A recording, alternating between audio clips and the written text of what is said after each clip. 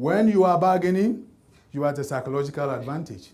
That is why a lot of us in Africa, when you sit down with an American to negotiate, they already say, he's coming to bargain.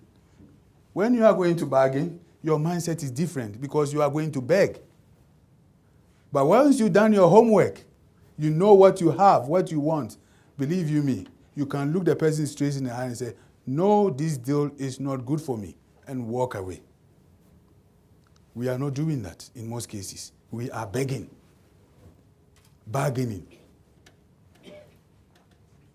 They already assume you are poor. Africa is not poor. Of course, there's poverty, but Africa is not poor.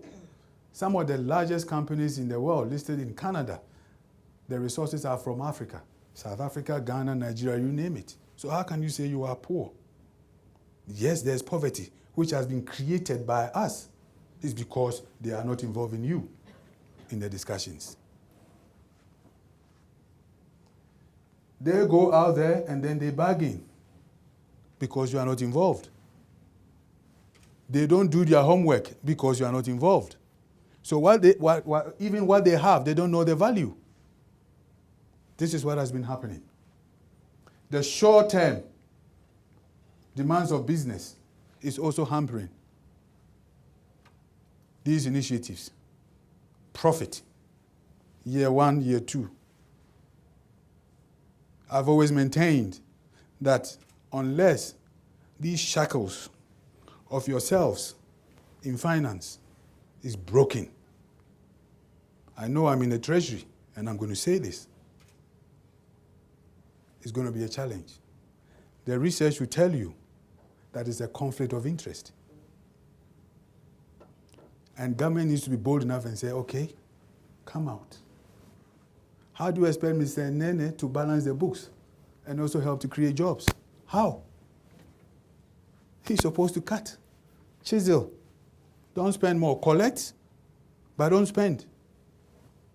And you want him to create jobs. BEE. How? That is the vicious cycle. And it's not new here. It's all over the continent. Same thing that's been happening for the last 50 years. When you are negotiating, you engage on equal terms for mutual benefit. The negotiators engage from a position of knowing the intrinsic value of what they have, what they are offering. It's critical. You need to understand that. And even sometimes the price goes up because they are thinking long term, not short term. It happens. Negotiators are confident people. Are you confident? Are you well informed? Are you long-term driven? Are you strategic? If you want to save money for 12 months, then you bargain. It's fine.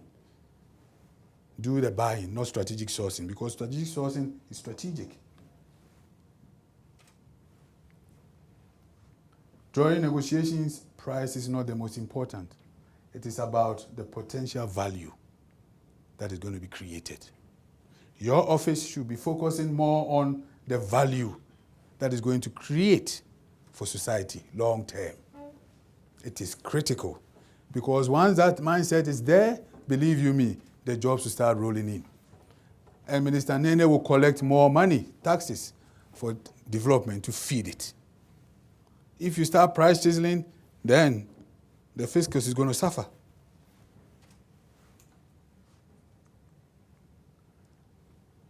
There is a lot of what you call initiatives because of this shackle of tendering. Tendering has been a major problem for Africa.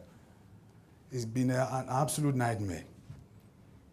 You know, and in South Africa it's even more complicated with the PPPFA.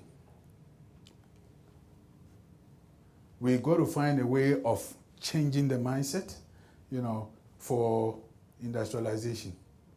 Preferential procurement definitely is something that needs to be done. But they need to take that handcuffs off yourselves to be able to do that. Because right now, technically, you don't negotiate. No. You are not negotiating. You are bargaining.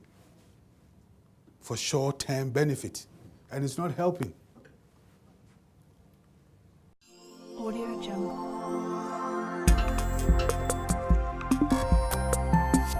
Audio Jungle.